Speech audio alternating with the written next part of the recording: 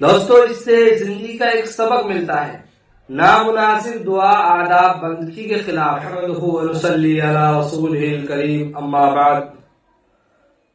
میرے بھائیو، دوستو، بزرگو، ایک مرتبہ حضور صلی اللہ علیہ وسلم کے ایک صحابی رضی اللہ عنہ سخت بیمار ہو گئے۔ شدت ضعف کی وجہ سے اٹھنے بیٹھنے سے بھی معذور ہو گئے۔ حضور پاک صلی اللہ علیہ وسلم عیادت کے لیے ان کے گھر تشریف لے گئے۔ بیمار صحابی نے جب آپ صلی اللہ علیہ وسلم کو دیکھا تو خوشی سے نئی زندگی محسوس کی، اور ایسا معلوم ہوا کہ جیسے کوئی مردہ اچانک زندہ ہو گیا ہو۔ ذہن نصیب، اس بیماری نے تو مجھے خوش نصیب کر دیا، جس کی بدولت میرے غریب خانے کو شاہد عالم صلی اللہ علیہ وسلم کے پائے اقدس چومنے کی سعادت حاصل ہوئی ہو۔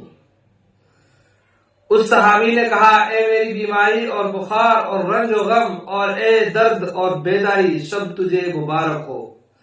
بے سبب تمہارے اس وقت نبی صلی اللہ علیہ وسلم میری عیادت کو میرے گھر آئے۔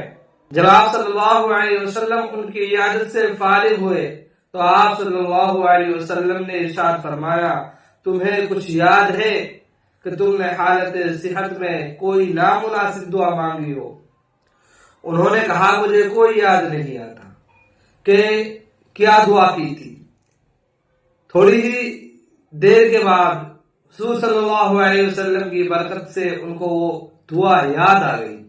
صحابی نے عرض کیا کہ میں نے اعمال کی کوتاہیوں اور خطاؤں کے پیش نظر یہ دعا کی تھی کہ اللہ تعالیٰ وہ عذاب جو آخرت میں آپ دیں گے وہ مجھے اس عالم دنیا میں دے دیں، تاکہ عالم آخرت کے عذاب سے فارغ ہو جاؤں۔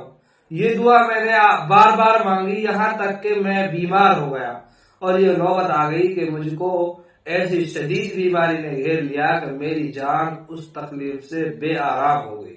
میرے حالت صحت میں جو معاملات تھے، عبادات و ذکر الہی اور وظائف کرنے سے عاجز اور مجبور ہو گیا۔ میرے بھلے اپنے بیگانے سب فراموش ہو گئے۔ اب اگر آپ صلی اللہ علیہ وسلم کا روئے اقدس نہ دیکھتا تو بس میرا کام تمام ہو چکا تھا۔ آپ صلی اللہ علیہ وسلم کے لطف و کرم اور غم خواری نے مجھ کو دوبارہ زندہ کر دیا۔ اس دعا کے مضمون کو رسول اللہ صلی اللہ علیہ وسلم سن کر ناراضگی کا اظہار فرمانے لگے اور فرمایا کہ آئندہ ایسی نامناسب دعا مت کرنا، یہ آداب بندگی کے خلاف ہے کہ انسان اپنے مولا سے بلا وجہ عذاب طلب کرے۔ انسان تو ایک کمزور چیونٹی کے مانند ہے، اس میں یہ طاقت کہاں ہے کہ آزمائش کا اتنا بڑا پہاڑ اٹھا سکے۔ صحابی نے عرض کی، اللہ کے رسول صلی اللہ علیہ وسلم، میری 1000 بار توبہ کہ آئندہ کبھی ایسی بات زبان پر لاؤں۔ حضور صلی اللہ علیہ وسلم، میرے ماں باپ آپ صلی اللہ علیہ وسلم پر قربان، اب آئندہ کے لیے میری رہنمائی فرمائیے۔ آپ صلی اللہ علیہ وسلم نے اس کو نصیحت فرمائی، اے اللہ ہمارے رب، ہمیں اس دنیا کے گھر میں بھلائی عطا فرما۔ اے اللہ دنیا میں بھی ہمیں بھلائی عطا فرما اور آخرت میں بھی ہم کو بھلائی عطا فرما۔ خدا تمہاری مصیبت کے کانٹوں کو گلشن راحت میں تبدیل کر دے۔ دوستو اس سے زندگی کا ایک سبق ملتا ہے، نامناسب دعا آداب بندگی کے خلاف ہے۔ خدا کی طرف سے عطا شدہ نعمتوں کی ناشکری کرنے سے اللہ تعالیٰ اور اس کا رسول صلی اللہ علیہ وسلم ناراض ہوتے ہیں۔ آپ سے گزارش ہے اس واقعہ کو، اس سبق کو اپنے دوستوں کے ساتھ ضرور شیئر کریں۔